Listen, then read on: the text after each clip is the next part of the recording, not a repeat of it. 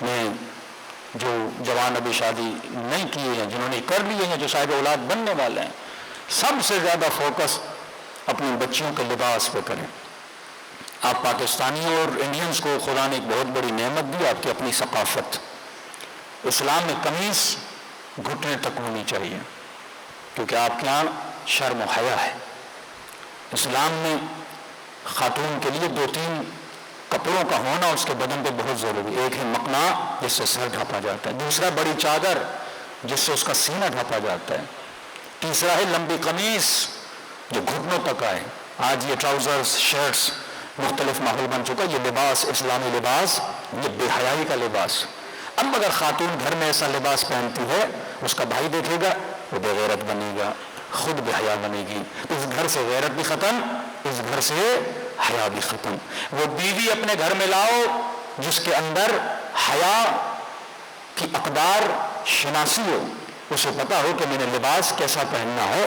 جب تک، کیونکہ تقریباً پورا یورپ سمجھ لیں، یو کے سمجھ لیں، آسٹریلیا سمجھ لیں، سارے ملکوں کو گھومنے کے بعد آپ کو ایکسپیرینس بتا رہا ہوں، ہر چیز ہم منبر سے سمجھا سکتے ہیں۔ بے نمازی کو نمازی بنایا جا سکتا ہے، 4 حدیثیں سنا کے، 4 روایتیں سنا کے خوف خدا دلا کے۔ روزہ نہیں رکھتا، ہم سمجھا کے میڈیکلی ہر چیز بتا کے اسے روزہ رکھوا سکتے ہیں۔ کوئی داڑھی نہیں رکھتا، 4 فضیلتیں روایتیں پڑھ کے اس چیز پہ بھی اس کو لا سکتے ہیں۔ لیکن اپنا تجربہ بتا رہا ہوں، حیا اور غیرت ایسی چیز ہے یہ سمجھانے سے نہیں آتی۔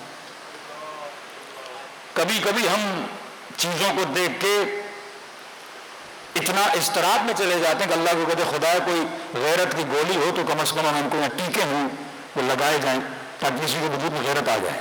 یہ فطری چیز ہے، یہ بچپن سے آتی ہے۔ حیا بچپن سے گرو کرتا ہے، غیرت بچپن سے گرو کرتی ہے۔ ایک بار نکل گئی اس کا ریٹرن بڑا مشکل ہے۔ اب وہ لباس پہن تو لے گا بندہ، لیکن اس کے انٹرنل وہ حیا نہیں ہوگا۔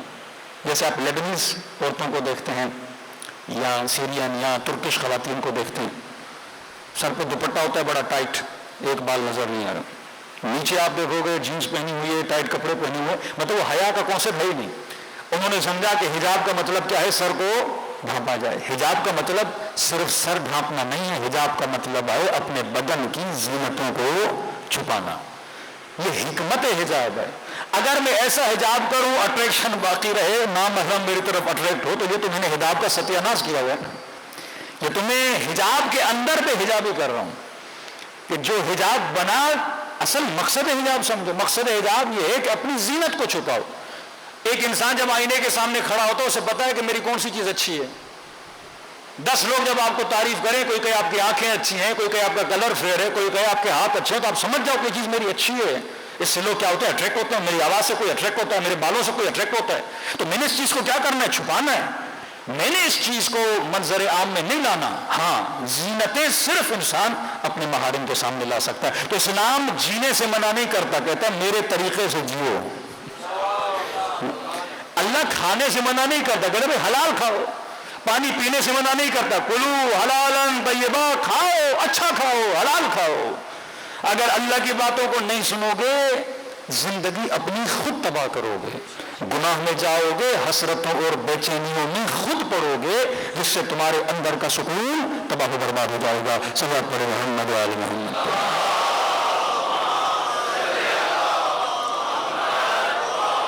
وقت اللہ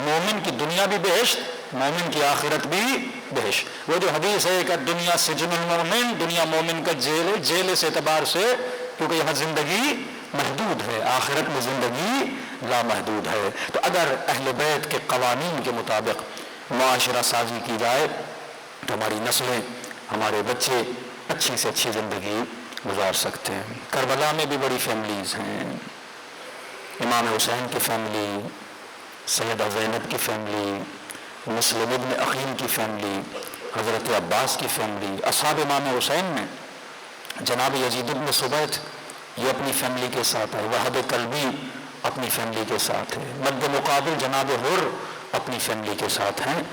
کربلا نہ ہوتی اگر ان خاندانوں کا اثر کربلا میں نہ ہوتا۔ کربلا ہے تو سیدہ زینب کی وجہ سے، کربلا ہے تو امام حسین کے بچوں کی وجہ سے۔ شہادت کے بعد 80 سے 90 اسیر ہیں کربلا میں، یہ سارے بچے اور خواتین ہیں، انہوں نے کربلا کو اجاگر کیا۔ تو اگر ہماری نسلیں بن جائیں گی تو یہی نسلیں ہیں جو دین کو بچائیں گی۔